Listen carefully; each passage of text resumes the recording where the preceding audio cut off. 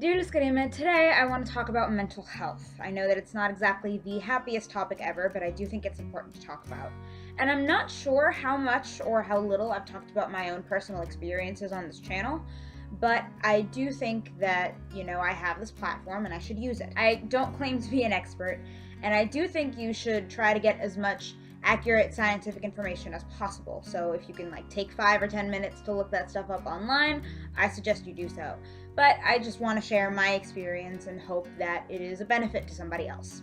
I personally experience anxiety and depression, and what that means for me is that in my moments of anxiety, I start to overthink things and I let it kind of control me, as if it's this excitable voice that says I'm constantly in danger all the time and things need to be taken care of right away. In my moments of depression, it's a voice that tells me that I shouldn't be motivated and there isn't really a purpose to things. It tells me that I can't do things as well as I think I can, and it forces me into this place of loneliness, lack of motivation, lack of energy, and definitely a whole lot of negativity. I recognize that the two things don't sound like they go together. Sometimes they sound like exact opposites, but you'd be surprised how many times the two come together perfectly, and having the two at once is kind of the most chaotic combination. But that's what's plaguing a lot of people's minds, unfortunately. Now, the immediate response that I usually get when I tell people that I have depression or anxiety is, "What's wrong?" Which, is kind of an understandable response, and the answer is simple: nothing's wrong. It's not exactly that one particular thing is happening. Honestly, everything in life can be going right, and anxiety and depression still find a way to get to you. A lot of people mix up the idea of being anxious with having anxiety, and the idea of being depressed or sad with having depression. It's one thing to go through a mood and be upset about something or get really nervous about something, and it's another thing to have this actual thing in your brain that affects the way you view the world and view the events that happen to you. I don't blame people for dismissing it, especially if they don't know about it. It can be really difficult to understand the difference. I, for a very long time, maybe 5 or 6 years, thought that whatever I was just me being a whiny teenager, and I was going through the same things as everybody else, and there was no reason for me to complain. It wasn't until one of my moods affected somebody else that I decided to go seek a counselor and see if I could do something about it or figure out what it is that might be going on with me. And the moment I sat down for my first session, I knew that I should have been in there ages ago. It's not always just you being whiny or negative or complaining. Sometimes it's something much more serious than that, and there are ways to take care of it. When you tell people that this is something to do with your brain and the chemicals in your brain, some people will also recommend medicine automatically. They will try to seek out some kind of medication. And while that does work for some people, and people should talk to their doctors about that option, not everyone is going to get the results they want out of just taking a pill. Sometimes you need a lot more than that. You need to take care of the symptoms, take care of what are the things that are causing these bouts of depression or anxiety, and see how you can really treat them. Most people who suggest medication assume that after taking a pill for a couple of times, it's like any other virus that you have, and it'll just magically go away and be cured. The thing about our brains and all of us being different people is that it doesn't always work like that. You can't just snap your fingers and wait for it to go away. Sometimes this isn't something you cure, but something you treat, something you take care of, and that's why self-care is so important. You need to take those moments to step back from everything else that's stimulating you and just realize and reflect on what it is that you need for your brain to be at ease. And of course, that's different for different people. Some people need to be around others. Some people just need moments to themselves. Sometimes it's good to have a moment of quiet and meditation, while others need to be active and exercising and doing something that helps them get their blood pumping. Distractions are also always good, so if you have video games or movies or books or something that helps you step away from your own world, it's good to have that. But you also need to recognize that those distractions can't be cures, and that eventually you are going to need to do something directly related to the problem. Again, not to cure it, but to treat it. Going to counseling was at first difficult for me because of the same thing everybody goes through. You have to have that initial meeting where you talk about all of the things in your life that are negative and that you don't like about yourself and that you fear. And just having those words said out loud is incredibly terrifying. It's a moment of admitting to others what you believe your weaknesses to be. But honestly, that doesn't mean it's a weakness. It just means it's something that is in your life that you are now aware of. A major problem is that we live in the kind of world where people think that anxiety and depression and whatever other mental thing you might be going through is a sign of weakness, and it's something that can be overcome if you have a strong enough will. Unfortunately, a strong will can get you far, but it can't fix everything. Knowing that, you have to use your strong will not to completely get rid of the problem, but to acknowledge that the problem is there and that there are steps you can take. Anyone who turns a blind eye to these issues and decides that they don't really affect them all that much and that they shouldn't be worried about it is only hindering themselves more, because they're not taking the time to really care for it. And that just allows it time to grow and get worse, and that's the last thing we want when it comes to our mental health.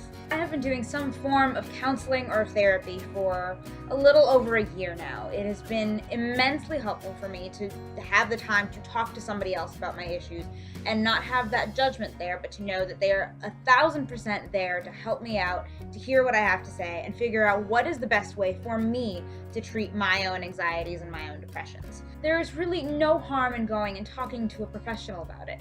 If you go in and you realize, actually, all of my issues are kind of surface level and I don't really have a lot to deal with, so I'm okay and I don't need these sessions anymore, that's fine. That's actually a pretty cool thing that you don't have to deal with it. But sometimes you really do need that other person. And occasionally you have something like depression or anxiety and you don't really like counseling or therapy. That is not what's right for you. That's understandable. But if you don't try that, you're not going to know. So I recommend for absolutely everyone taking that first step and trying it out and figuring out what the best plan of action is from there. And if you try it out, I recommend going to more than just that initial meeting, because again, it is really hard to dredge up all of that negative stuff and just have that moment of ickiness. But that moment of ickiness is for your own good, because now you're learning how to get past it. After a few sessions, if you think that's really not doing much for you, that's understandable. But that first one, just know it's going to be a little difficult and it's worth pushing through. Now, a big part of me and the person I am and the way I deal with things has to do with my faith. I've been taught my entire life that God is always going to be there for me and is always going to provide, and so there's no reason to be sad or stressed because we have the greatest Lord and Savior as our Heavenly Father, and He is looking out for us, which is one of the greatest truths that I've ever learned in my life, and I am so glad that I can hold that in my heart. But for someone who has anxiety and depression, it gets kind of intimidating because it sometimes feels like we're not allowed to have these thoughts and these feelings. I go to church with people who have similar issues to what I have. They either have anxiety or depression or ADHD or some mental hindrance that they are trying to overcome.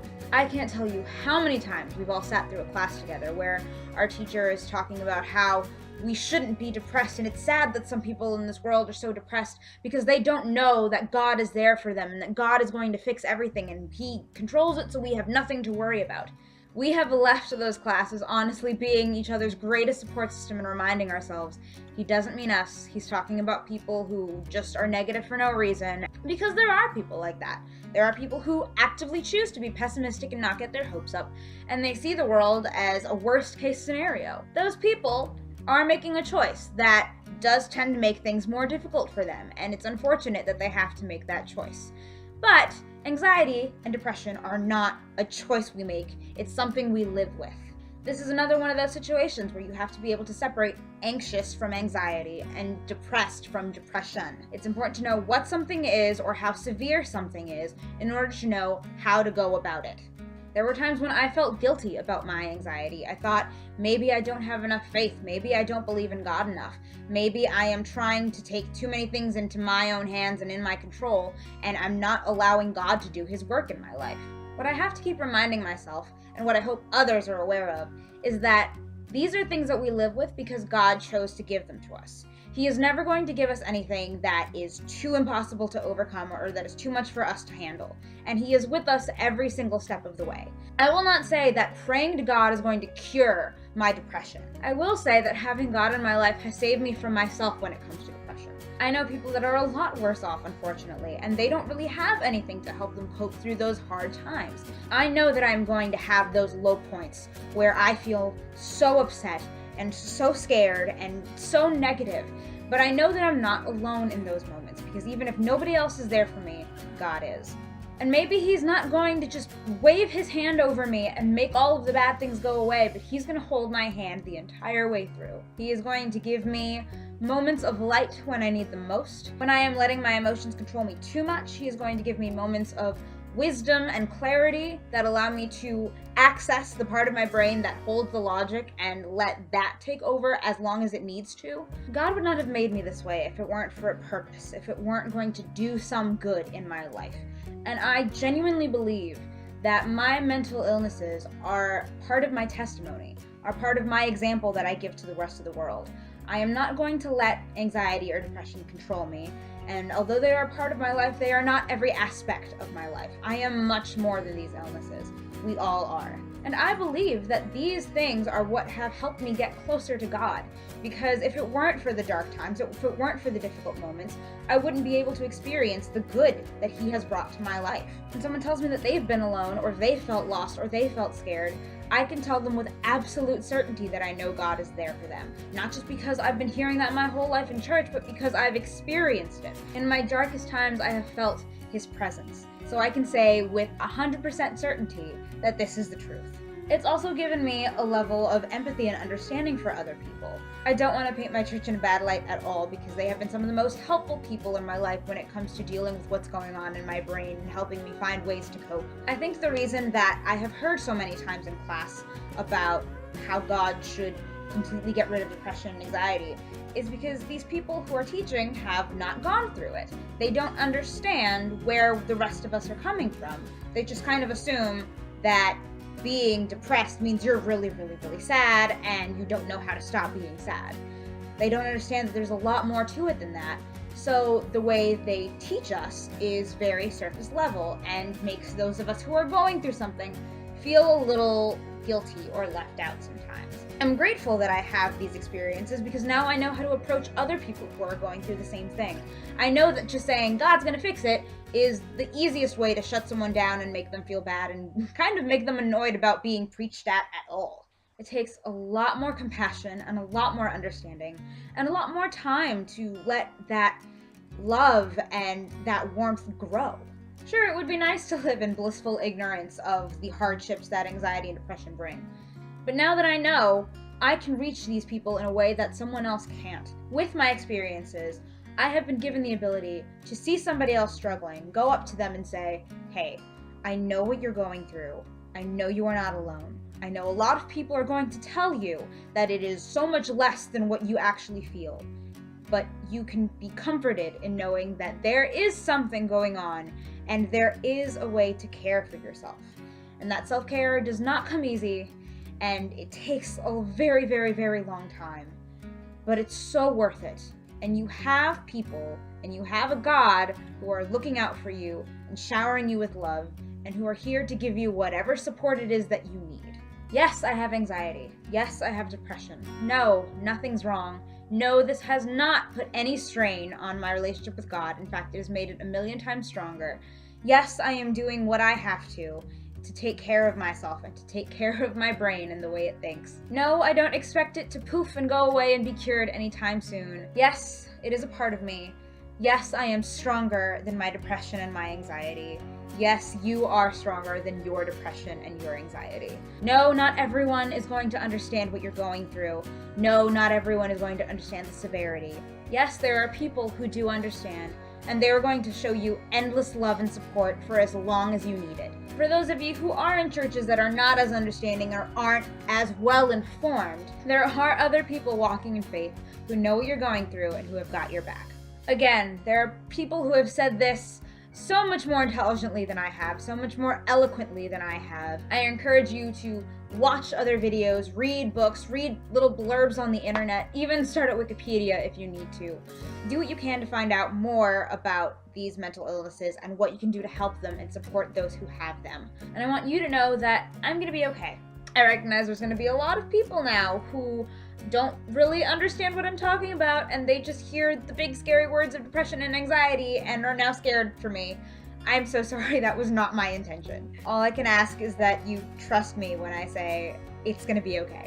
Thank you for taking the time to listen to me rant about something that is not exactly pleasant, but again, is very close to my heart. I hope that you've learned something about me, or about mental health, or just anything at all, and I hope that you have an absolutely blessed week.